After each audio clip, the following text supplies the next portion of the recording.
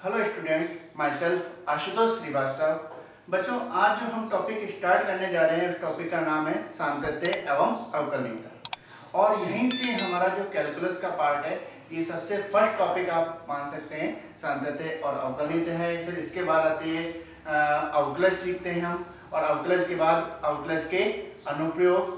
अवकलज के अनुप्रयोग के बाद बात करें तो आता है समाकलन, फिर समाकलन के अनुप्रयोग, फिर आती है अवकल समीकरण। ये टोटल जो पार्ट है ये हमारा कैलकुलस पार्ट कहलाता है बच्चों। तो देखिए, बात करते हैं सांतत्यता। सबसे पहले सांतत्यता, जिसे कंटिन्यूटी भी बोलते हैं। तो ये कंटिन्यूटी होती क्या है? देखिए, अगर एक नॉर्मल लैंग्वेज में बात करें तो कहते हैं, यदि हम किसी फलन का ग्राफ बनाएं और वह ग्राफ किसी बिंदु x बराबर a पर ब्रेक ना हो, मतलब टूटे ना। कोई फलन है बच्चों, उसका हम ग्राफ बना रहे हैं और वह ग्राफ किसी बिंदु x बराबर a पर ब्रेक ना हो, टूटे ना, तो वो फलन कैसा कहलाएगा? सतत फलन कहलाएगा। क्लियर है? अब इसको हम एग्जाम्पल के द्वारा समझते हैं। जिसे एक एग्जाम्पल लेते हैं, f(x) इक्वल है, जब x लेस देन इक्वल 0 है तो फलन का जो मान है वो 1 है, और जब x ग्रेटर देन 0 है तो फलन का जो मान है वो 2 है। तो इसका हम ग्राफ बना के देखते हैं बच्चों, और ग्राफ बनाते हैं तो पता लगेगा कि ये फलन सतत है या नहीं। क्लियर? कंटिन्यूअस है या नहीं, देखते हैं। अगर हम इसका ग्राफ बनाएं,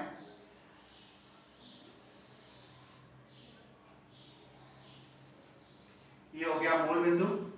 क्या बोला गया है? जब x का मान 0 या 0 से छोटा है, x लेस देन इक्वल 0 का मतलब क्या है? x का मान जो 0 या 0 से छोटा है, तो फंक्शन की जो वैल्यू है, फंक्शन का जो मान है, फलन का जो मान है वो कितना है बच्चों? 1 है। तो x का मान 0 इस लाइन पर होता है, yx पर x बराबर 0 होता है, और x का मान 0 से छोटा yx के लेफ्ट हैंड साइड में होता है। क्लियर? तो 0 या 0 से छोटा है तो जो फंक्शन की वैल्यू है वो है 1।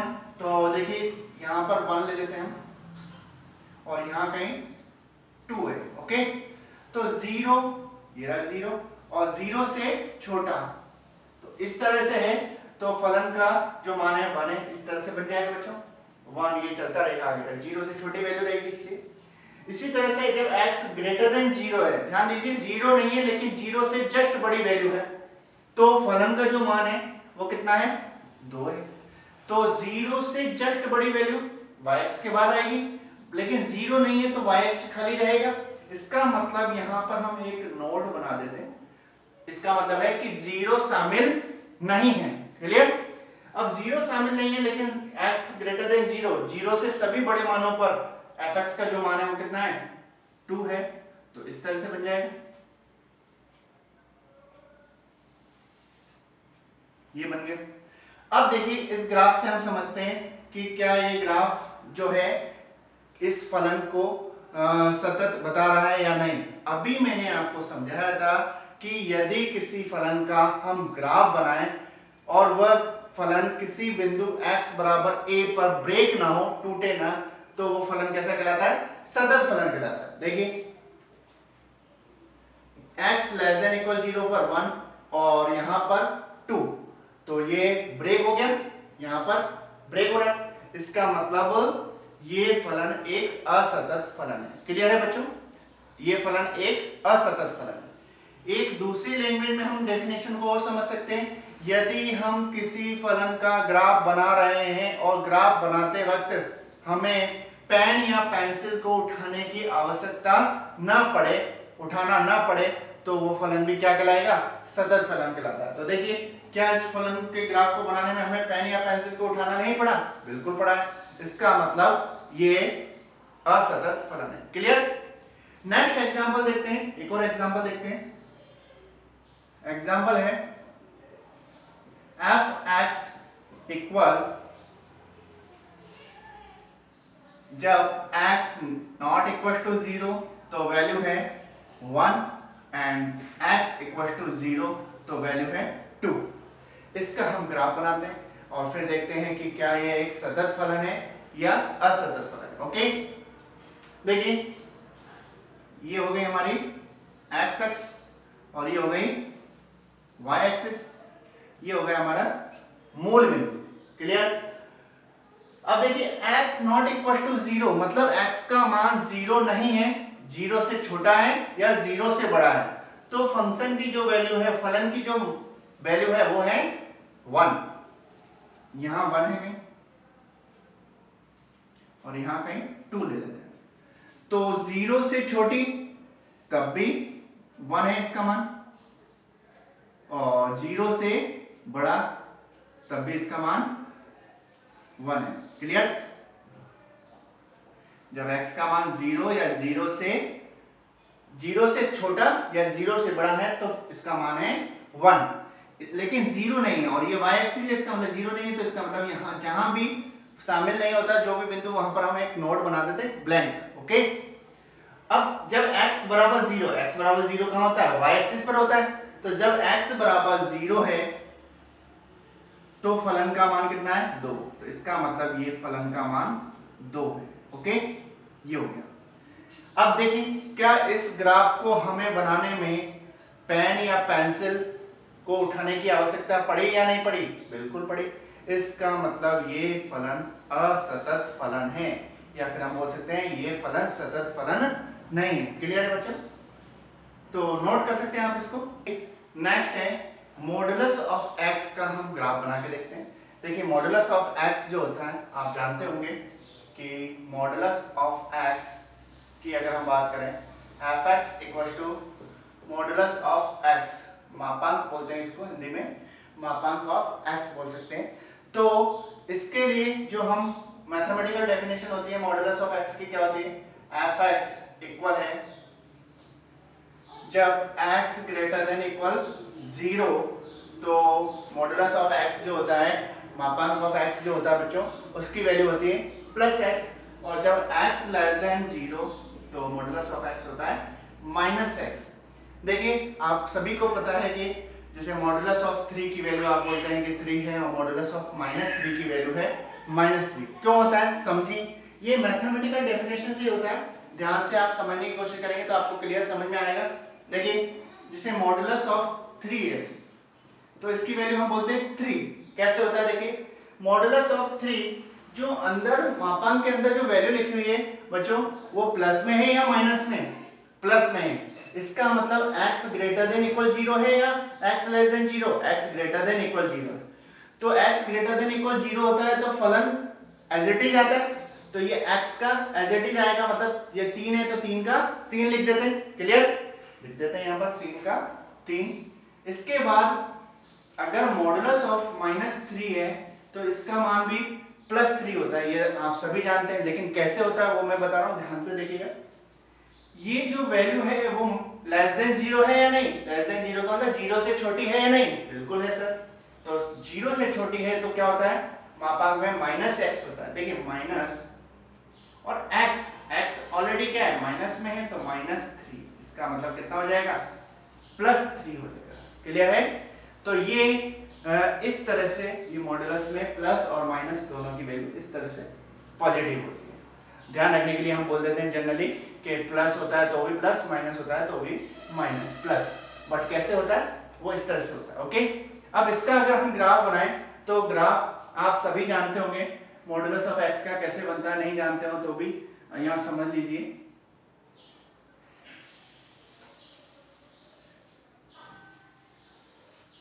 वैसे आप इसका ग्राफ देखेंगे तो ग्राफ इस तरह से बनता है वी शेप में। ये वैसे आपने 11th क्लास में इसके ग्राफ पढ़े हैं मॉडुलस ऑफ x के महत्तम पूर्णांक फलन के। ठीक है, अब देखिए आप खुद देख सकते हैं कि y बराबर मॉडुलस ऑफ x है, और अब अगर हम इसका ग्राफ बना रहे हैं तो ग्राफ के लिए क्या करते हैं? वैल्यू रखते हैं। तो वैल्यू रख के देख लीजिए, 2-4 वैल्यू निकाल लेते हैं, हम ज़्यादा नहीं निकालेंगे। x और y, जब x की वैल्यू 0 तो y की वैल्यू भी 0, 1 तो 1, -1 तब क्या होगी? 1 होगी, ऐसे 2 होगी तब 2 होनी है, और -2 पर भी क्या होनी है? 2 होनी है। तो देखिए x की वैल्यू जब 0 तो y की वैल्यू 0, यहाँ 1 तो 1, 2 है तो 2, 3 है तो 3। इसी तरह से -1 पर 1 -2 पर +2। इस तरह से ये एक वी शेप रिकवरी करेगा, वी शेप में बनेगा ये जो ग्राफ बनेगा। ओके, तो ये वी शेप में ग्राफ बन गया किसका, मॉडुलस ऑफ एक्स का। क्या हमें कहीं से ये ब्रेक होता लग रहा है, नहीं लग रहा, तो ये एक सतत फलन का ग्राफ है। ओके, क्लियर है बच्चों। इसके बाद जो हम नेक्स्ट ग्राफ महत्तम पूर्णांक फलन, ग्रेटेस्ट इंटीजर फंक्शन बोलते हैं, उसका ग्राफ वैसे आपने बनाया होगा 11th क्लास में, लेकिन फिर भी एक बार हम देख लेते हैं किस तरह से बनता है। देखिए पहले तो महत्तम पूर्णांक फलन होता क्या है वो देख लेते हैं। f(x) इक्वल है greatest integer function of x, और हिंदी में बोलते हैं महत्तम पूर्णांक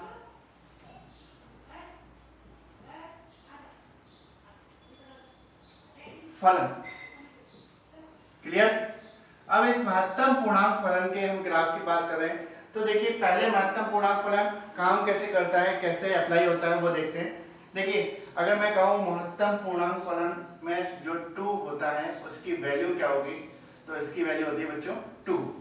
महत्तम मतलब अधिकतम, पूर्णांक मतलब इंटीजर, माइनस की वैल्यू, प्लस की वैल्यू और 0 आती है, आपको याद होगा पूर्णांक संख्याएं जो होती हैं, और फलन। ओके, आगे बताऊंगा कि कैसे ये 2 आई, कैसे 2.1 की वैल्यू 2 आती है। देखिए जैसे 2.1 है तो इसकी वैल्यू कितनी आएगी बच्चों, इसकी भी 2 आनी है। 2.5 की अगर बात करूं तो कितनी आनी है, 2 आनी है। 2.9 की अगर मैं आपसे वैल्यू पूछूं तो आप कहेंगे सर 3 आनी है। माइंड में एकदम क्लिक होता है कि 2.5 से ऊपर गए तो 2.9 पर 3 हो जाएगा। नहीं बच्चों, यहाँ पर 2.9 की वैल्यू 2 ही होगी। इसी जगह अगर हम कहें कि -2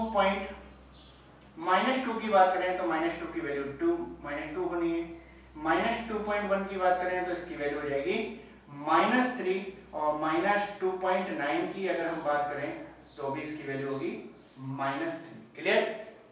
तो इस तरह से इसकी वैल्यू होती है, और इसको समझने के लिए हम देख सकते हैं संख्या रेखा, नंबर लाइन जो हम पढ़ा करते थे छोटी क्लास में। ये एक नंबर लाइन बना ली हमने, नंबर लाइन पर ये मूल बिंदु, और इधर प्लस में 1, इधर माइनस में 1। तो हम यहाँ ले लेते हैं 1 2 3 -1 -2 -3, इधर भी आगे तक है और इधर भी आगे तक है। ठीक है। अब क्या है, ग्रेटेस्ट इंटीजर फंक्शन 2, महत्तम पूर्णांक फलन में 2 की जो वैल्यू है वो कितनी होगी, 2 होगी। क्यों होगी, क्योंकि ये खुद एक पूर्णांक वैल्यू है। आप जानते हैं 0 1 2 3 ऐसे करके अनंत तक, और -1 -2 -3 ऐसे करके अनंत तक जो सारे मान होते हैं वो पूर्णांक संख्याएं होती हैं। ओके, तो ये खुद एक पूर्णांक संख्या है, इसका मतलब इसका वैल्यू 2 हो गई।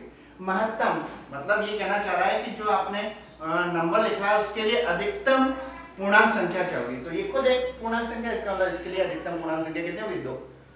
2.1 कहाँ आएगा बच्चों, यहाँ कहीं आएगा। तो इसके लिए अगर मैं कहूँ कि अधिकतम पूर्णांक संख्या क्या है, तो 2.1 से जस्ट पहले जो भी पूर्णांक संख्या होगी वही अधिकतम पूर्णांक संख्या होगी, तो इसके लिए भी 2 हो जाएगी। 2.5 के लिए भी जस्ट पहले पूर्णांक संख्या क्या है, 2। इसी तरह से 2.9 से जस्ट पहले तो यही है, 3 थोड़ी है, तो पहले कौन सी होगी, 2 होगी। इसका मतलब 2.9 का भी पूर्णांक संख्या 2। अब माइनस की बात कर लेते हैं। माइनस में 2 की वैल्यू, -2 खुद एक इंटीजर वैल्यू है, खुद एक पूर्णांक संख्या है, इसका मतलब -2 की जो महत्तम पूर्णांक संख्या होगी -2 होगी। -2.1 के लिए -3, -2.1 कहाँ आएगा, इधर आएगा। और -2.1 के लिए अधिकतम पूर्णांक संख्या तो छोटी ही आती है। यहाँ पे क्या था, 2.9 के लिए क्या आई थी, 2 आई थी। तो -2.1 से जस्ट छोटी जो पूर्णांक संख्या होगी वही इसका मान होगा। तो माइनस में आप जानते हैं कि जो बड़ी संख्या होती है दिखने में वो छोटी होती है, मतलब -2 से छोटा क्या है, -3, तो -3 आ जाएगा। ऐसे यहाँ भी -3 आ जाएगा। क्लियर है, ये आप समझ गए होंगे। अब इसके बाद इसका ग्राफ देख लेते हैं।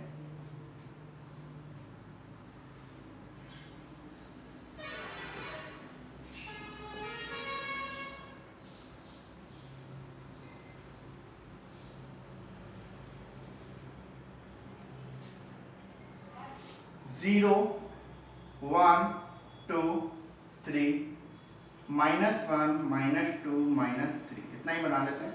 ऐसे यहाँ पर भी 1 2 3 -1 -2 -3। ओके, अब इसका हम ग्राफ बना रहे हैं, तो ग्राफ बनाने के लिए पहले x और y का मान निकालना होगा।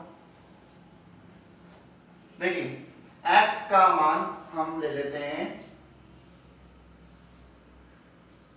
0 to 1, लेकिन 1 शामिल नहीं करा, मतलब 1 से जस्ट पहले जो पूर्णांक जो भी वैल्यू होगी 1 से जस्ट छोटी वो सारी आएंगी। तो 0 से 1 सोचिए 0.999 तक अगर मैं बात करूं तो उसकी महत्तम पूर्णांक में वैल्यू क्या होगी, यहां से भी देख सकते हैं। अगर यहाँ 0.9 होता तो कितनी होती, 0 होती। इसी तरह से यहाँ भी 0.99 की कितनी हो जाएगी, 0 हो जाएगी बच्चों। और अगर यहाँ पर 1 से 2, ये आपको याद होना चाहिए, ये बंद अंतराल है और ये खुला अंतराल है। खुला अंतराल में जो वैल्यू है वो शामिल नहीं होती और बंद अंतराल में ये जो वैल्यू लिखी होती है वो भी शामिल होती है। 1 से 2 मतलब 2 शामिल नहीं है, तो इसका मान कितना हो जाएगा, 1 हो जाएगा। इसी तरह से 2 से 3, तो 2 से 3 में क्या हो जाएगा, 2 हो जाएगा। इसी तरह से माइनस में भी देख लेते हैं, -1 to 0 क्या हो जाएगा, इसका मान -1 हो जाएगा बच्चों। और इसी तरह से एक दो मान और निकाल लेते हैं, -2 to -1 क्या होगा, इसका मान हो जाएगा -2। क्लियर, क्योंकि एक कम होता है ना, तो -2 से लेकर -1 तक अगर हम जाएंगे तो क्या हो जाएगा बच्चों, -2 हो जाएगा। क्योंकि -2 शामिल है तो -2 तो है, और इधर -1.99 मतलब इधर -1 से जस्ट पहले तक जाएंगे तो सारे मान -2 में आएंगे। ओके, इसका हम ग्राफ बना के देख लेते हैं।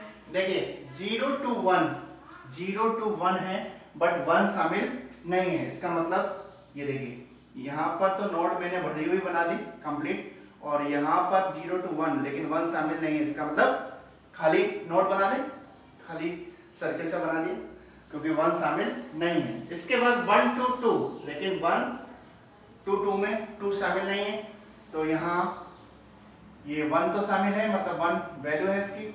1 to 2 लेकिन 2 शामिल नहीं है, तो यहाँ पर हमने इस तरह से बना दिया। 2 से लेकर 3 तक, लेकिन 3 शामिल नहीं है, तो इसकी वैल्यू कितनी है, 2 है, तो यहाँ पर बनाएंगे 2 है तो, और ये 3 शामिल नहीं है, इस तरह से बन जाएगा। ऐसे इधर देखते हैं -1 to 0, तो वैल्यू कितनी है, -1 है और 0 शामिल नहीं है, तो यहाँ पर -1 पे बना देंगे, लेकिन 0 शामिल नहीं है तो यहाँ पर ब्लैंक और यहाँ भरा। इसी तरह से -2 to -1 कितनी है वैल्यू, -2 है, तो ये बना दिया हमने, और यहाँ पर हमने खाली नोड बना दिया और ये भरा हुआ नोड बना दिया। ओके, क्लियर है बच्चों, इस तरह से हम बना देंगे। तो ये देखिए ये महत्तम पूर्णांक फलन का ग्राफ बन गया, और आप देख सकते हैं कि क्या ये ब्रेक हो रहा है या नहीं हो रहा, क्या हमें इसे बनाने में पेन को उठाने की आवश्यकता पड़ रही है या नहीं पड़ रही, बिल्कुल पड़ रही है। इसका मतलब ये एक असतत फलन है। ओके, अब बात करते हैं बच्चों इसमें जो सातत्यता है, कंटिन्यूटी जो है, इसकी एक्चुअल मैथमेटिकल डेफिनेशन क्या होती है। इसका मतलब मेरा ये है इसकी, अगर हमें कोई क्वेश्चन दिया जाएगा और बोलेगा कि सतत है या नहीं फलन, चेक कीजिए या जांच कीजिए या फिर सिद्ध कीजिए, तो हमें कैसे करना होगा। देखिए उसके लिए जो मैथमेटिकल डेफिनेशन है उसकी बात कर लेते हैं, वो है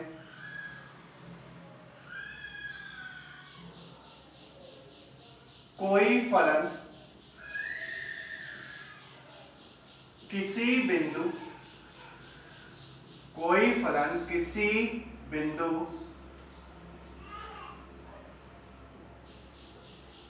x बराबर a पर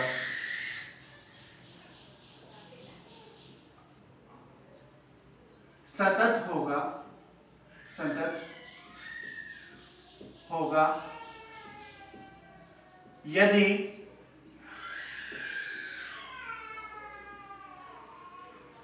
LHL बराबर RHL बराबर FA, L H L 11th class में आपने लिमिट वाला जो चैप्टर पढ़ा था तो आप जानते होंगे एल एच एल होता है left hand limit, R H L होता है राइट हैंड लिमिट और एफ ए का मतलब बिंदु ए पर जो फलन का मान है वो। ठीक है, अगर ये बच्चों तीनों बराबर आ जाते हैं तो वो फलन क्या होगा, एक सतत फलन होगा। अब एलएचएल क्या होता है, एलएचएल होता है लिमिट, कैसे ज्ञात करेंगे LHL, limit h tends to 0 f a minus h। यहां पर जो h है एक बहुत माइनर वैल्यू है, सपोज 0.001, बहुत छोटी सी वैल्यू है। ओके, और आरएचएल क्या होगा, limit h tends to 0 f a plus h और बराबर एफ ए। ये बराबर अगर होते हैं तो हम कह देंगे कि ये फलन एक सतत फलन होगा। किसी भी क्वेश्चन को हम सॉल्व करेंगे इस तरह से और सॉल्व करने पर अगर सतत आ जाता है तो बराबर आ जाते हैं तीनों मान, तो हम कह देंगे कि अतः ये फलन बिंदु x बराबर a पर सतत है। ध्यान दीजिए साथ में फाइनाइट भी होना चाहिए। फाइनाइट का मतलब जो इनका मान है वो परिमित भी होना चाहिए। क्लियर, एक एग्जैक्ट वैल्यू आनी चाहिए, ऐसा नहीं हो इनफाइनाइट आ गई। ओके, तो कोई ना कोई एग्जैक्ट वैल्यू आनी चाहिए, ऐसा नहीं अनंत आ जाए। ओके, अब देखिए इस पर बेस क्वेश्चन करके देखते हैं एक दो।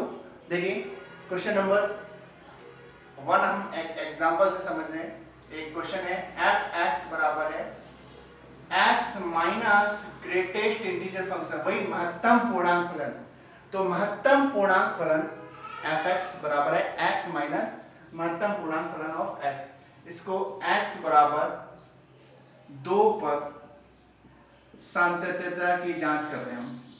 सांतत्यता की जांच कीजिए, सांतत्यता की जांच कीजिए। ओके, अब देखिए क्या करें, सबसे पहले वही एलएचएल फाइंड करेंगे, आरएचएल फाइंड करेंगे और बिंदु पर फलन का मान ज्ञात करेंगे। अगर ये सभी इक्वल आ जाएंगे तो हम कह देंगे कि ये फलन सतत है। ओके, करते हैं। सबसे पहले x बराबर 2 पर फलन का मान निकाल लें।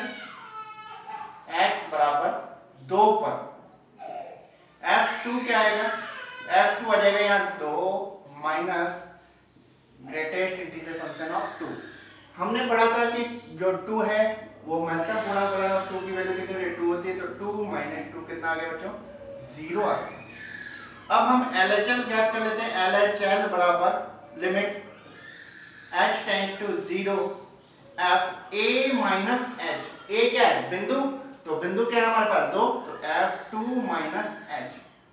ध्यान दीजिएगा f2 माइनस h से मतलब क्या है, 2 में से h मतलब 2 में से कुछ वैल्यू कम हो रही। h मैंने बताया था बहुत माइनर वैल्यू है, 0.001 हम मान सकते हैं। ओके, तो 2 में से कुछ कम हो रहा है, इसका मतलब जो 2 में से कुछ कम हो रहा है तो हम मान सकते हैं कि 1.99 आएगा।